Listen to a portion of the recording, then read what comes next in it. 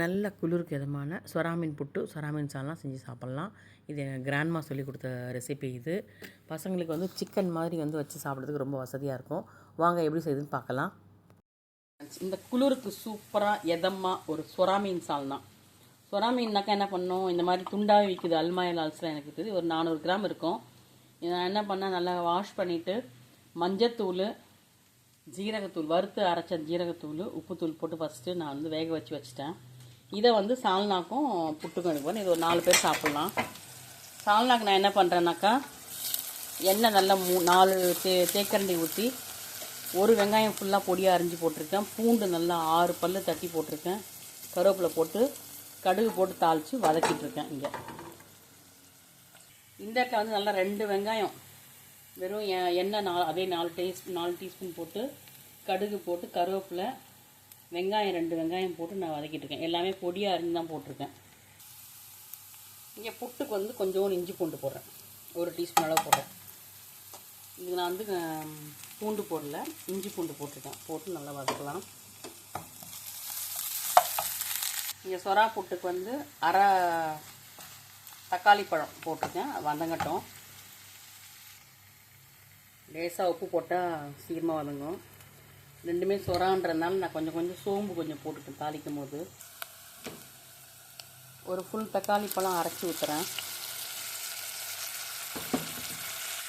வெங்காயம் வதங்கிடுச்சு. மிளகாத்தூள் 1 டீஸ்பூன் ஃபுல்லாக போட்டிருக்கேன். தனியாத்தூள் 2 டீஸ்பூன் போட்டிருக்கேன். இது கொஞ்சம் சால்னா தான், அதனால் இதை வதக்கிட்டு நம்ம வந்து அரைச்சி வச்ச தக்காளியை போட்டுடலாம். அரைச்சி வச்ச தக்காளி போடுவோம். போட்டு நல்லா தேவைக்கு கொஞ்சம் தண்ணி ஊற்றி இந்த மசாலாவும் தக்காளியும் ஒன்றா சேர்ந்து வேகட்டும். நான் வேக வச்சுருந்ததில் பாதி சொரா மீனை வந்து எடுத்து உதிர்த்தி போடுறேன். அதை எது சாஃப்டாக நல்லாயிருக்கோ அதெல்லாம் எடுத்துக்கிட்டேன். உதிர்த்தி போடுறேன். எதுக்குன்னா புட்டுக்கு, சொரா புட்டுக்கு. இதே சொரா புட்டை நீங்கள் வந்து வாழைக்காய் வச்சு செய்யலாம், ரொம்ப நல்லாயிருக்கும். வெஜிடேரியன்ஸும் செய்யலாம் அழகாட்டு. இது ஒரு நல்ல ஒரு டிப்ஸாக இருக்கும் உங்களுக்கு. நிறைய டிப்ஸு நான் நிறைய போஸ்ட்டில் இடையில சொல்லியிருக்கேன். என்னுடைய குறிப்புகள் எல்லாத்தையுமே நீங்கள் பார்த்தீங்கன்னா உங்களுக்கு எக்கச்சக்க டிப்ஸு கிடைக்கும் உங்களுக்கு. இது சொரா மீன் புட்டுக்கு வந்து வெறும் மிளகாத்தூள் தான் இதில் போடுறேன். மஞ்சத்தூள் கொஞ்சம் போட்டிருக்கேன். கொஞ்சம் உப்பு போட்டுக்கலாம். போட்டு நல்லா வதக்கிட்டு அதை போட்டுருவோம். உதுத்தி வச்சுருக்க மீனை வந்து அந்த வதக்குன்னு அதை சேர்த்துட்றேன். நல்லா கொத்தி விட்டு நல்லா வதக்கி விடுவோம். சொரா மீன் புட்டு ரெடி ஆகிடுச்சு. இப்போ வந்து தேங்காய் வச்சுருக்கேன். தேங்காய் வந்து 2 டேபிள் ஸ்பூன் அளவு போடுறேன். ரொம்ப சூப்பராக இருக்கும் சொரா மீன் வந்து புட்டு வந்து சும்மாவே சாப்பிட்லாம் நம்ம. நான் இதில் ஆல்ரெடி கட்லெட் பண்ணியிருக்கேன், பர்கர் பண்ணியிருக்கேன். அந்த சொரா மீனில் வடை பண்ணியிருக்கேன், ரொம்ப நல்லாயிருக்கும். இந்த மாதிரி பண்ணிவிட்டு செதுக்கி இது பண்ணிவிட்டு வடை, கட்லெட்டு, பர்கர்லாம் பண்ணியிருக்கேன். இந்த சொரா மீனும் சொரக்காவும் சேர்த்து கட்லெட்டோட பண்ணலாம். நம்ம இது பர்கர் பண்ணலாம், ரொம்ப நல்லாயிருக்கும். இது தேங்காய் போட்டு வதக்கிட்டேன். கொத்தமல்லி போட்டு இறக்க வேண்டியதான்.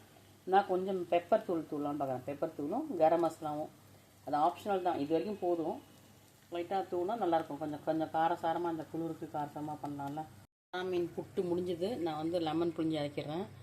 நான் ஒரு பிஞ்சு மிளகுத்தூள் போட்டிருக்கேன். கொஞ்சோண்டு கரம் மசாலான்றது நாங்கள் பிடிக்கிறது வந்து எப்பொழுதுமே பட்டை, லவங்கம், ஏலக்காய் மட்டும்தான். அது அளவோடு நான் ப்ளாகில் கொடுத்துருக்கேன். லெமன் புழிஞ்சால் ரொம்ப நல்லாயிருக்கும். இதுக்கு மேலே நீங்கள் கொத்தமல்லி காயை தூவிக்கிங்க, அவ்வளோதான். இது ரொட்டி சாப்பிட்லாம், சப்பாத்திக்கு சாப்பிட்லாம், ப்ரெட்டில் வச்சு சாப்பிட்லாம், ரைஸ்க்கு, வெறும் ரைஸ் எல்லாம் ரொம்ப நல்லாயிருக்கும். சொரா புட்டு ரெடி ஆகிடுச்சு. சொரா மீன் சால்னா கவிச்சிடுச்சு. புளி கொஞ்சம் லைட்டாக ஊற்றினேன் இல்லையா. ஆனால் இதில் வந்து மஸ்ட்டு இது போடணும், மிளகுத்தூள் போடணும். இதுக்கு இந்த சொரா மீன் சால்னாக்கு வந்து புளி கம்மி பண்ணணும், மிளகுத்தூள் நல்லா போடணும். இப்போ மிளகுத்தூள் நான் போட போகிறேன். நல்லா 1 டீஸ்பூன் ஃபுல்லாக போடலாம். சொரா மீன்னாலே வந்து இந்த மிளகுத்தூள் தான் மெயின். மிளகுத்தூள் நான் ஃபுல்லாக போடுறேன். 1 டீஸ்பூன், அதாவது உங்களுக்கு காரத்தை தான் போட்டுங்க. நான் கொஞ்சம் கம்மி பண்ணிக்கிட்டேன். மிளகுத்தூள் போட்டு செம்ம சூப்பராகும். கார சாரம் குளிருக்கு, சளிக்கு நல்லது. நண்டு சூப்பு செய்கிறாங்களே, நண்டு சூப்பு, நண்டுலாம் சளிக்காக அந்த மாதிரி தான் சொரா செய்வோம் நாங்கள். நல்லா மீன் சால்னா கவிச்சிடுச்சு. கொஞ்சமாக தேங்காய் அந்த பொடியும் சேர்த்து அரைச்சி ஊற்றிருக்கேன். கொஞ்சம் க்ரீமியாக வரும். அப்போ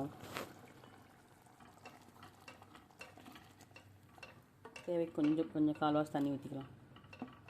காரம் தேவைப்படுறவங்க நிறைய போட்டுக்கோங்க. நாங்கள் காரம் கம்மியாக தான் சாப்பிடுவோம். ஸோ சொரா மீன் சால்னா சூப்பராக ரெடி ஆகிடுச்சு. 4 பேர் சாப்பிட்லாம் சொல்லியிருந்தேன். சொரா மீன் புட்டும் ரெடி ஆகிடுச்சு. ஒயிட் ரைஸ்க்கு சர்வ் பண்ணலாம். நைட் ரொட்டி போட்டு கூட சாப்பிட்டுக்கலாம். தாராளமாக வரும் இது செஞ்சிங்கனாக்கா. வெறும் 400 கிராம் 4 பேருக்கு தாராளமாக வரும். 5 பேர் கூட சாப்பிட்லாம். செய்துட்டு அப்புறமாட்டி எடிட் பண்ணி போட்டால் அப்படியே நிறையா குறிப்பெல்லாம் அப்படியே நின்று போயிடுது. செஞ்சுக்கிட்டே சொன்னோன்னா ஈஸியாக இருக்குது. ஆனால் கொஞ்சம் சவுண்டு கேட்குது, அதுதான் பிரச்சனை.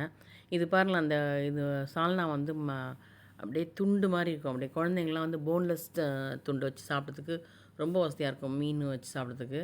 இது குளிர் நேரத்தில் வந்து சளியை நல்லா கட்டுப்படுத்தும். இது எங்கள் அம்மா கிராண்ட்மா சொல்லி கொடுத்தது. மேபி 1985 சொல்லி கொடுத்தாங்கன்னு நினைக்கிறேன் இந்த ரெசிப்பியை. அதே மாதிரி ஆட்டுக்கால் சால்னா, அதுக்கப்புறம் குடல் சால்னா கூட சொல்லி கொடுத்தாங்க. நான் போட்டிருக்கேன் பாருங்கள். இது வந்து சொரா புட்டு வந்து சாப்பிட்டே இருக்கலாம் போல் இருக்கும். அந்த அளவுக்கு டேஸ்ட்டாக இருக்கும். சிம்பிள் தான், ஆனால் ரொம்ப நல்லாயிருக்கும். சப்போர்ட் பண்ணுங்கள். பார்க்குறவங்க கொஞ்சம் ஒரு கமெண்ட் பண்ணி எப்படி இருந்துச்சுன்னு சொல்லுங்கள். செய்து பாருங்கள். இல்லை உங்களால் முடியலனா யாருக்காவது ஷேர் பண்ணி விடுங்க. இதை ஷேர் பண்ணினாக்கா வசதியாக இருக்கும். சமையலே தெரியாதவங்களும் செஞ்சு பார்க்கறதுக்கு வசதியாக இருக்கும். நெக்ஸ்ட் ஒரு சூப்பரான குறிப்பில் சந்திக்கலாம். பாய்.